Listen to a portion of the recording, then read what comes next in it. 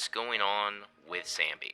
So I thought, why not just sit down and get my thoughts out? Because not only do I believe that Sanby is the worst limited agent to ever release, Sanby is the worst limited agent to ever release. Sanby is the worst limited agent to ever release.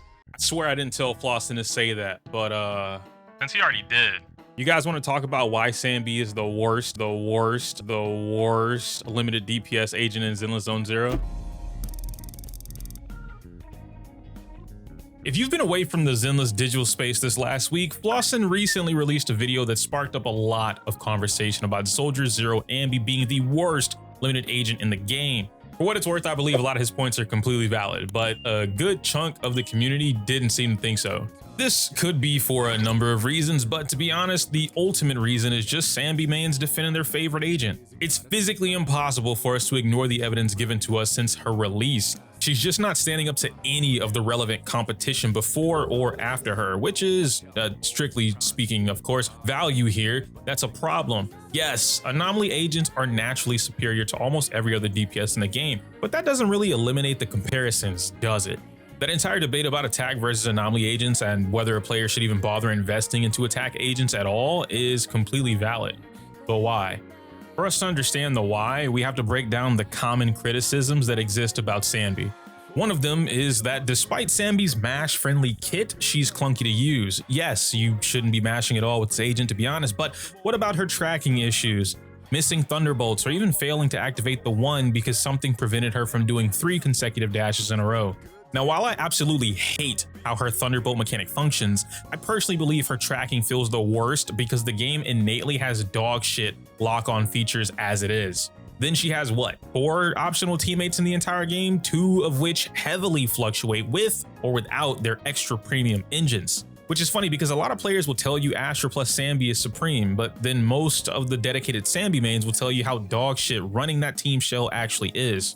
And no, you aren't going to convince me otherwise either, especially when all of the recently recorded Deadly Assault kills have 0 Astras on the team.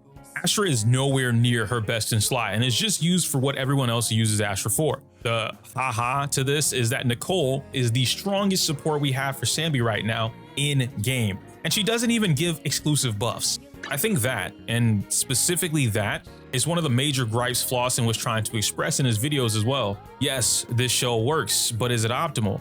Is using Astra on this Sanby team her best option because it complements the agent well, or is it just because nothing else exists that gives Sanby what she wants? That previous point also lets us dip slightly into the fact that Sanby, or just Aftershock as a whole, have one of, if not the most expensive performance-based teams in the game. Trigger is great, but not without her W engine. Sanby is solid, but buns without hers or Haramasa's engine. Pokra could work over Trigger, but now you need more skill than money, and we all know how that conversation goes. I don't want to harp on this too much though, because to be fair, it's Obol Swuad as a whole that's expensive. Instead, I want to talk about possibly the biggest issue Sanby faces, and that's the fact that she has one of the worst matchup spreads in the game. Oh my god, ew, what's a matchup spread? What does that even mean? Matchup spread is basically a versus diagram of every possible fight a character will experience in their playtime. I'm familiar with this from fighting games, but you might have seen this in other games like League of Legends or even Pokemon. Ideally, this means that every 10 matches against the enemy, X character will win by the number towards the left or on average. Ideally, this means that for every 10 matches against the enemy you do, X character will win by the number towards the left on average. Since you can't really lose against a boss in this game either, consider losing as these are their absolute worst desired matchups to play. They're against the odds so much that it's more beneficial to just play another agent instead. Got it memorized? Good. In Zenless's case, let's take Miyabi here and put her up against every boss in the game. Notice how most of the bosses on my chart are relatively always in her favor. Then take a look at just how many are free compared to anyone else in the game. Mind you, this is me being extremely loose on this chart. By no means is it a 100% perfect representation of her more positive leaning matchups. On the flip side, we can look at Sanby. Out of everything in the game, Sanby only has one real favorable matchup, which is Typhon, and that's everyone else's easiest matchup. For visual reference, if I bring back the board, then most of Sanby's matchups linger towards neutral, which is 5-5 or less than that, meaning not in her favor. Even worse is the fact that Evelyn, her direct counterpart in the attack agent department, can get the same kill versus that same boss, and it's supposed to be resistant to fire. To go into a bit more detail though, never just take an image from tier maker at absolute value. A lot of the game is reactive, and these numbers are just a visual keynote of how favorable using Sanby against that specific boss is. Sanby as an agent, she has a misguided kit with decent potential. Sanby as a teammate wants more than just what Trigger offers. And finally, Sanby as a DPS, well, she's weaker than most other meta-relevant agents by comparison. But Sanby doesn't have her best in slot 10. Yes, I know. She's missing a dedicated support compared to everyone else having multiple supports that benefit them. On any given day, Sanby has some amazing details about her that will make her a damn good DPS. She's quite literally the epitome of what a hypercarry DPS is supposed to be. An agent that technically has everything she wants to deal damage built into her own kit, with enough evasive maneuvers to increase her survivability. She's easy enough to play her build, predominantly wants to be on the field at all times, plus has the ultimate anime pro tag buff. Cute girl with white hair that dual wields swords. So with all of that, and with one of the best anime pro tag buffs, what's the problem? To answer that, let's go all the way back to the early development days of Zenless Zone Zero. Back when the standard team balance was one attack agent, stun, and a support, just like the creator intended. Long before Anomaly was even considered busted, let alone strong. During this time, our strongest DPS were agents like Ellen, Zuyuin, and even Soldier 11. That might sound crazy to some of my newer players, but during the birth of Zenless, a lot more of the game was balanced around the act of stunning an enemy and finding a way to deal as much damage as possible during that window. Technically, that goal hasn't changed today, but the options to essentially skip the requirements for that are plentiful. What do I mean by that? Anomaly. The answer is Anomaly. There's such an obvious power dynamic between attack and anomaly agents that the only agent players bother to bring up in this argument is Evelyn. Not Sanby, not Hugo, not Ellen, not even Haramasa. This issue goes deeper than that though. Ask yourself why Anomaly is so much stronger than attack agents in this game. Well, go on, I'll wait for you to finish typing your comment.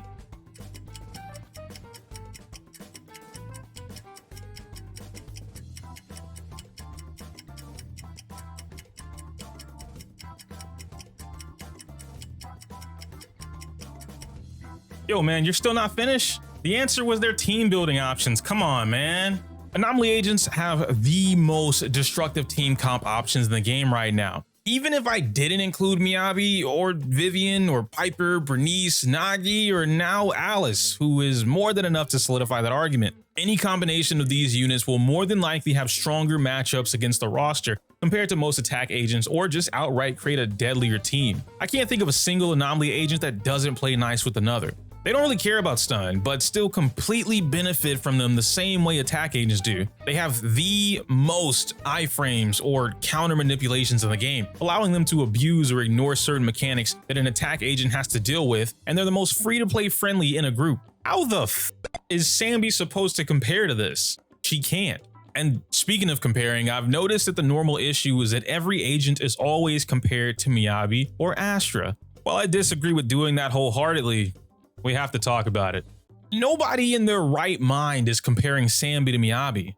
Not even Pride is ballsy enough to do that anymore. So naturally, we have to go down to the next strongest agent, right? So isn't that Evelyn, or is it Yanagi? I don't know, maybe it's Alice now. Oh, but Jane is outperforming her now too, so you see how many characters somehow slide right in between Sanby and Miyabi, further representing how gigantic the gap is? We can't keep doing this for every agent that releases, and to be fair, it's not even Sanby's fault. I'm telling you, it's this dumbass mechanic Aftershock. It's underdeveloped for one reason or another, but seriously, this is enough complaining. Let's talk about some solutions. Many of you were in favor of Flossen's video, and then another lot of you were pretty angry about it. Why? Look at the impact it had in just a couple of days, and yeah, I did see him drop a follow-up video.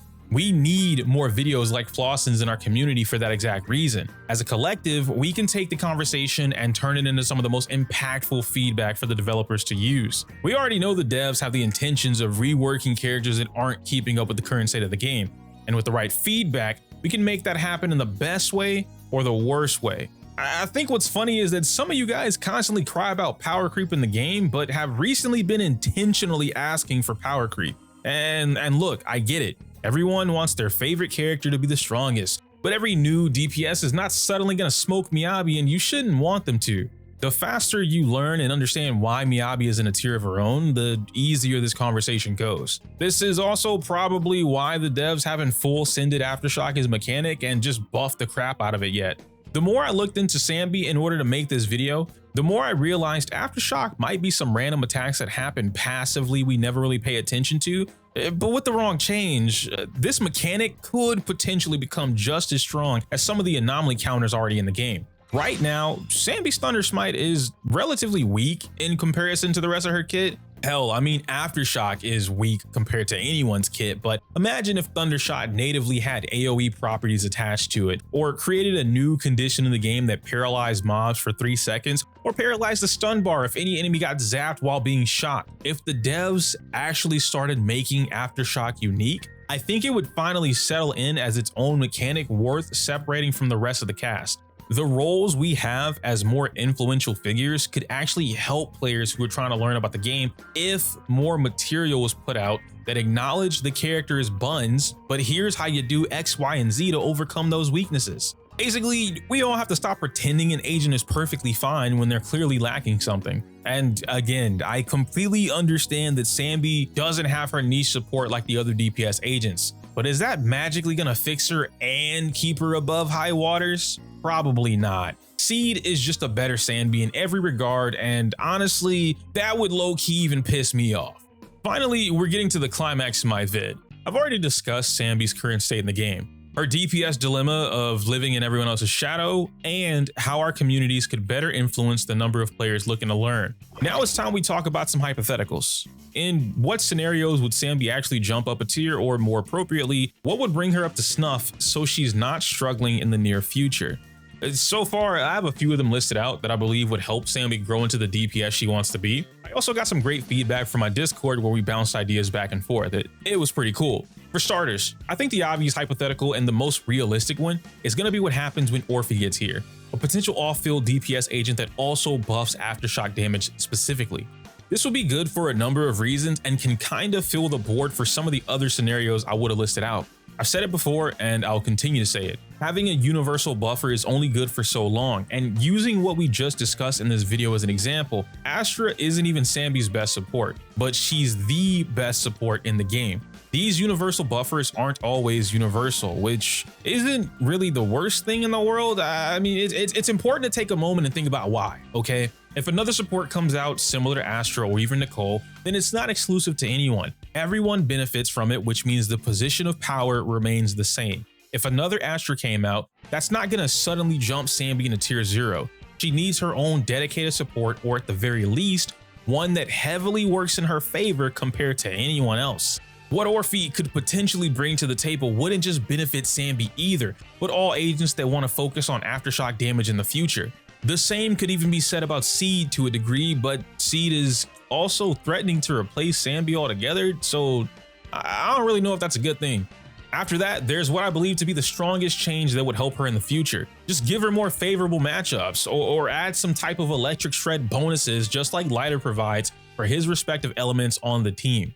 Instead of Sanby having a close to all-around neutral board regarding the matchups, the dev should be pushing enemies that Sanby can, at the very least, have a 7-3 matchup against with moderate skill in mind. It shouldn't take crack builds to turn a 5-5 into a 7-3 when most of the other limited DPS in the game don't have to struggle with that at all. Another change could be increasing the speed that her silver mark gauge fills up, or giving some sort of conditional buffs designed around her. This could be something similar to what I mentioned earlier about a shocked enemy falling under a new condition called zapped, or some type of chain lightning effect where if multiple marked enemies are near each other, they start sharing damage received. Even a new addition to her kit that works on a cooldown system could be an interesting idea that works. Something like when Sanby has silver mark uptime, she keeps her damage percent buff, but during the cooldown where it's not active, she could receive a huge attack percent buff instead. It's little stuff like those changes that could significantly benefit the playability across the board. My last idea was to experiment with a sub DPS trigger. I asked around on Twitter for some help, and thankfully folks got back to me with their own DPS trigger builds. This concept works on paper, but of course I had to check the math and relate the two. On average, a fully decked out DPS trigger isn't contributing any more than 6 to 15% of the team's total DPS, most of that coming from Sanby herself. Now that number fluctuates depending on who your support is, Orphe being on the low end but making up for it by dishing out her own absurd damage so it evens out, and then Astra being on the high end but not contributing anything more than great vocals and a fat ass. Also, let me explain, because there's a lot of nuance to all of this, and I literally just recently learned it, okay? It's actually kind of cool. Why do I keep saying that? It's the bees. Who the fuck says the bee's knees anymore? When you're running Trigger with Sanby, Ellen, or a few other preferred DPS, you actually want to replace your Impact 6 with Attack 6. I know that sounds crazy, but listen, if you can't play your ass off to get that 4th stun window in Daily Assault, then Impact 6 literally does nothing for you in that run. On top of that, this aids Trigger in dealing more damage for the team, taking at least 10% of the pressure off of Sanby. It also opens up your build options to run more offensive gear, since Sanby is already built with a DPS's level of crit anyway. A rule of thumb, and something that is actually incredibly useful to understand and know, is that it's better to do less fantastic stun windows than it is to do more just okay stun windows, because your resource management was abysmal. Decibel gain, EX meter, dodge counters, and assist points. All of these are detrimental to characters like Sanby because their only big moment to shine is that stun window. A rule of thumb to that is always wanting to earn at least 1 ult per stun rotation. So while it's a cool feat to accomplish, and even my own trigger is built for damage, I can't imagine this would make much of a difference for Sanby at all right now. Honestly, if they would have just left the original beta version of Trigger alone, we'd be fine. At the end of the day, can Sanby actually be saved?